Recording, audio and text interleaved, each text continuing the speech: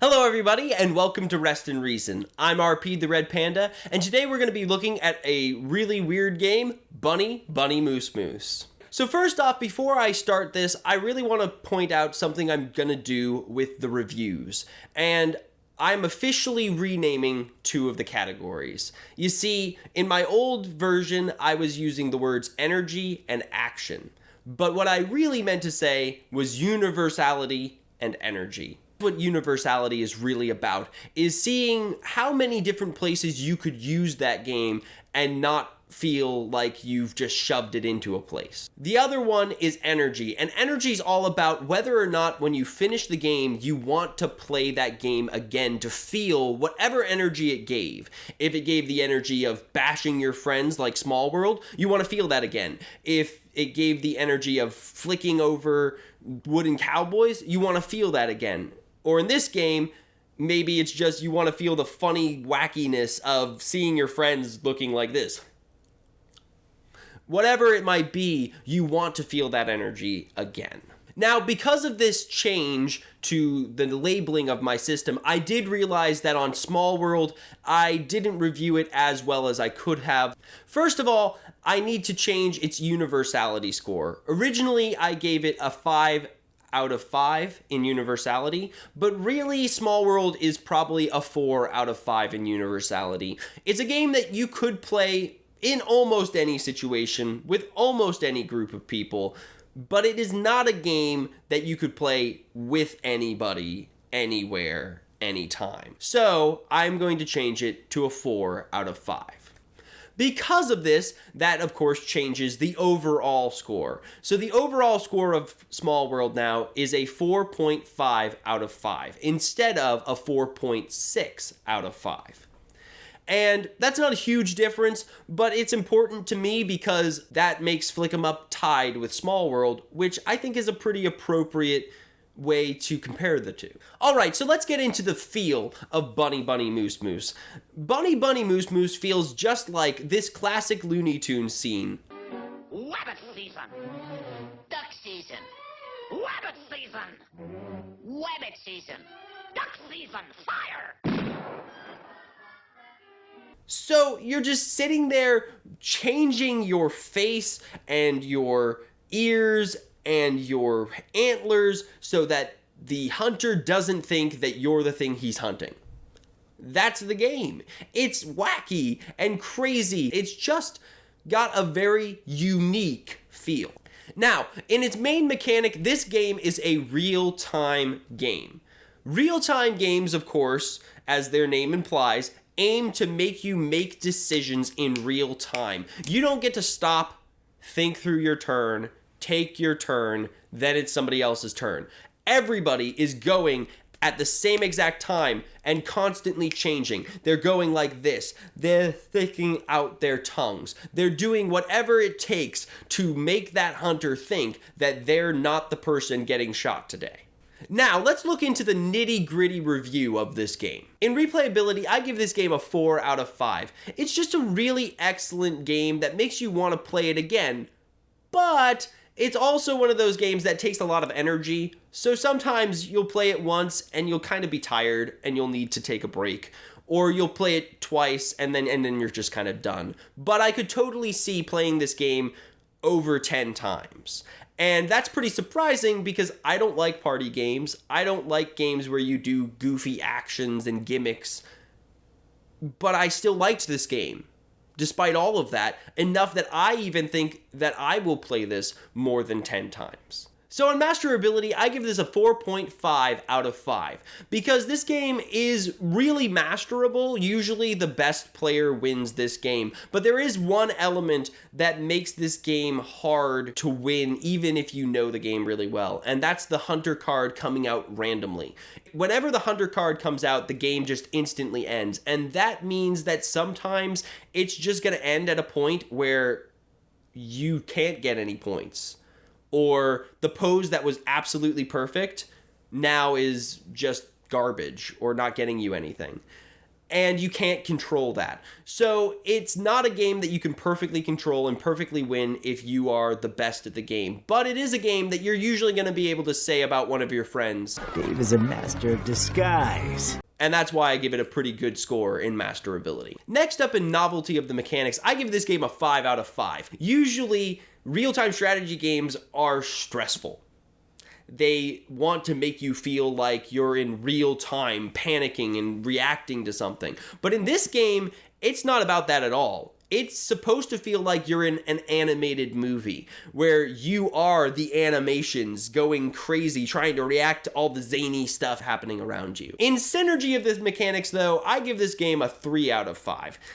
The mechanics work together pretty well on the beginner version of the game, but once you start adding in the later elements, they just don't really work super well together. The cards are hard to understand. They often make you almost have a hard time almost seeing and processing the cards, and some of the cards just are hard to even read how they relate to another card. So the synergy of the mechanics isn't fantastic, but it's also not horrible. It has synergy. They do work together. They do have an overarching thing that brings them together, and that's the real-time reaction. But it still wasn't great. On simplicity, I give this game a 4.5 out of 5. And I only dock it that 0.5 points because you couldn't necessarily play this game with every single age group. You would have to play it with, I would say, an upper level elementary student or just a really smart elementary kid who can add and subtract very quickly on the fly, who can change positive and negative numbers and flip them around without getting confused. And that would take a kid who's pretty decently smart. But aside from that small restriction, pretty much anybody could play this game. It's posing, it's flipping over cards, and especially if you read the poem, it's slow enough that even a kid can react fast enough. On Universality of Mechanics, I give this game a 3 out of 5 because this game is going to make some of your friends go like this, alien hunting, while other ones of your friends go like this. Hunting, eh? Because this game is going to be very polarizing. And the big reason for this, like my wife keeps pointing out to me, is because it's a party game. And honestly, in the board gaming industry, we know that party games are pretty polarizing. Some people love party games and how they feel and how they're so exciting, and other people just can't stand them. This game is probably going to work in a lot of situations, but it's not going to work in all situations. And honestly, it's not even going to work in most situations. You need the right kind of group who's really going to delve into this and have fun being cartoon characters. Now, on mechanical theme, I give this game a 5 out of 5. This game really makes you feel like you are a cartoon character trying to trick Elmer Fudd into thinking that you are a rabbit or a moose so you don't get shot. It really does an excellent job, and that's why I love Vlada Chvátil. Now, of course, I just majorly mispronounced his name, but he is just a fantastic designer, and honestly, this game's probably just as much fun to watch as it is to play. On artistic theme, I give this a 3 out of 5. The art on the box, as you can see, is really pretty, and if the art on the box had been on the cards, I would have really given a better rating to this. But the art on the cards is way more cartoonish. It's way more simplified and not in a good way. Because you'd think they'd simplify the art to make the cards clearer so that you could easily play the game.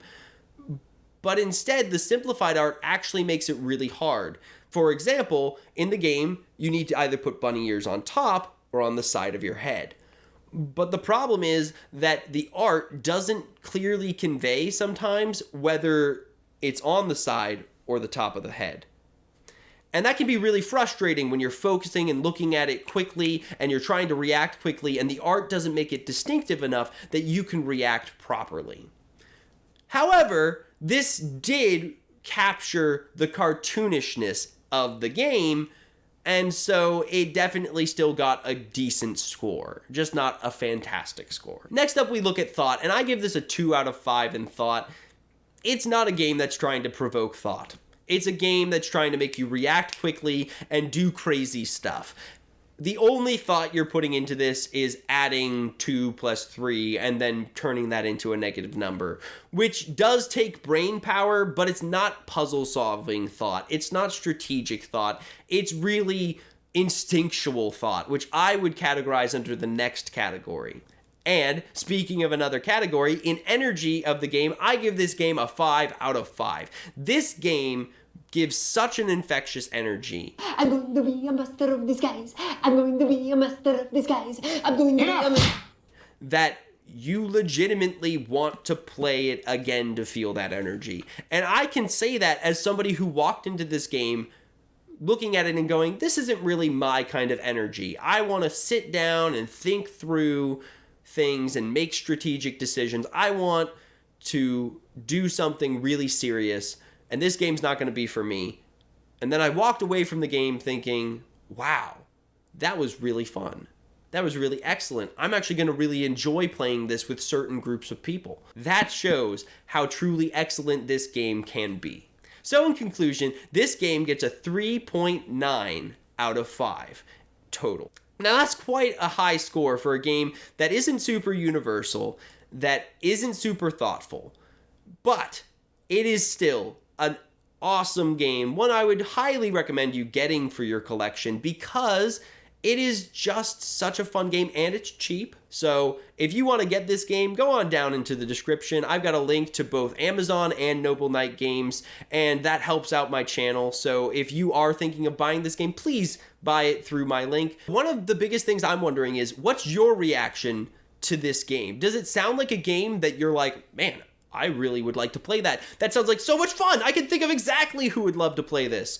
Or is it one of those games where you're thinking, no, no, keep that away from me. Don't want to touch it with a 39.5-foot pole. Me and my group are not going to like this game. Go ahead down into the comments and let me know which one of these two feelings this game brings out. As always, don't forget to hit that subscribe button, hit that notification button, or else I'll hunt you down and gut you like a fish! And, as always, thank you so much for joining us today on Rest and Reason.